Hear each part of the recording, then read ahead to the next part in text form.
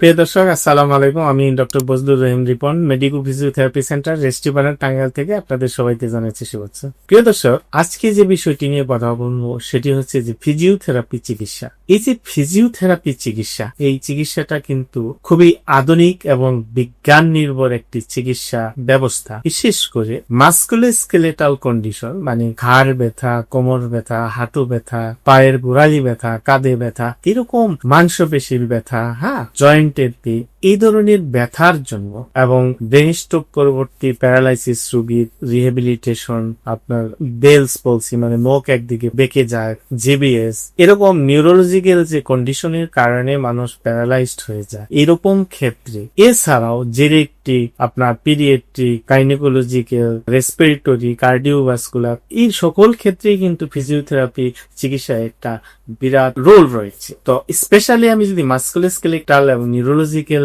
রোগীর কথা বলি, সেটা যদি সঠিক ফিজিওথেরাপি চিকিৎসা না পায়, সঠিক এক্সারসাইজ, সঠিক ম্যানুয়াল থেরাপি, সঠিক ইলেকট্রিক্যাল মোডালিটিস যদি ইউজ না হয়, তাহলে কিন্তু রোগী ভালো হওয়ার চেয়ে খারাপও হতে পারে। আমরা যে বিষয়টি দেখি প্রিয় দর্শক, যে সাধারণ রোগী যারা, তারা কিন্তু ফিজিওথেরাপি চিকিৎসাকে এখনো ওইভাবে সচেতন নয় যে ফিজিওথেরাপি চিকিৎসাটা কি। তারা মনে করে যে কোনো জায়গায় থেকে একটা ফিজিওথেরাপি সেন্টার থেকে চিকিৎসা নিলেই ফিজিওথেরাপি চিকিৎসা হয়ে গেল, মানে এই চিকিৎসাটা সম্বন্ধে এখনো সচেতনতার কিন্তু ব্যাপক ঘাটতি রয়েছে। আবার অনেক চিকিৎসকও আছেন যারা ফিজিওথেরাপি চিকিৎসা সম্পর্কে খুব একটা ভালো ধারণা দেন। হয়তো কোনো ক্ষেত্রে দেখা যায় যে 2টা বা 3টা মেশিন লিখে দিচ্ছেন, অথবা শুধু বলে দেন যে ফিজিওথেরাপি কোথায় থেকে নিবে, কিভাবে নিবে, এই ধরনের নির্দেশনা খুব কম দেওয়া, ফলে রোগী চিকিৎসার জায়গায় অপচিকিৎসার শিকার হয়। কারণ একজন ফিজিওথেরাপিস্ট, সে ফিজিওথেরাপি চিকিৎসা প্ল্যান করবে, একটা রোগীকে অ্যাসেসমেন্ট করে তার ট্রিটমেন্ট প্ল্যান করে।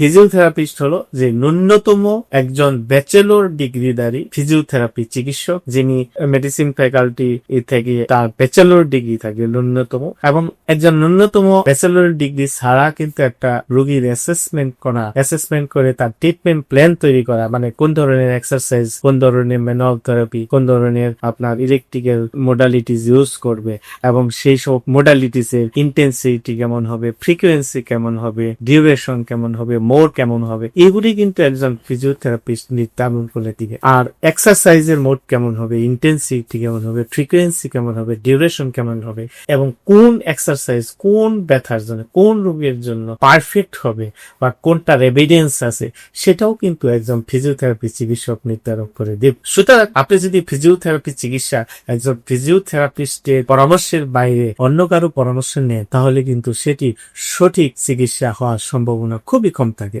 এতে রোগীর দেখা যায় যে যারা ব্যথার রোগী, তার ব্যথা বেড়ে যাওয়ার সম্ভাবনা থাকে, অর্থাৎ চিকিৎসার নামে অপচিকিৎসার সম্মুখীন হতে পারে। সুতরাং প্রিয় দর্শক, আপনারা এই ফিজিওথেরাপি চিকিৎসা সম্বন্ধে আরো সচেতন হতে হবে। মনে রাখবে, ফিজিওথেরাপি চিকিৎসা একটি আধুনিক বিজ্ঞানসম্মত চিকিৎসা, এবং যদি কোনো রোগীর ফিজিওথেরাপি চিকিৎসার প্রয়োজন হয়, অবশ্যই একজন ফিজিওথেরাপি বিশেষজ্ঞ চিকিৎসকের পরামর্শ নিয়ে যদি আপনি ফিজিওথেরাপি চিকিৎসাটা নেন, তাহলে সেটা আপনার জন্য অনেক কার্যকরী ভূমিকা পালন করবে। অন্যথায় আপনি যদি যত্রতত্র শুধু ফিজিওথেরাপির নামে অপচিকিৎসা নেন, অর্থাৎ ফিজিওথেরাপিস্টের কাছ থেকে না নিয়ে টেকনিশিয়ান বা যত্রতত্র পরামর্শ অনুসারে আপনি ফিজিওথেরাপি চিকিৎসা নেন, তাহলে সেক্ষেত্রে আপনার টাকাটাই অপচয় হবে, কিন্তু চিকিৎসার সুফল খুব একটা হওয়ার সম্ভাবনা নাও থাকতে পারে।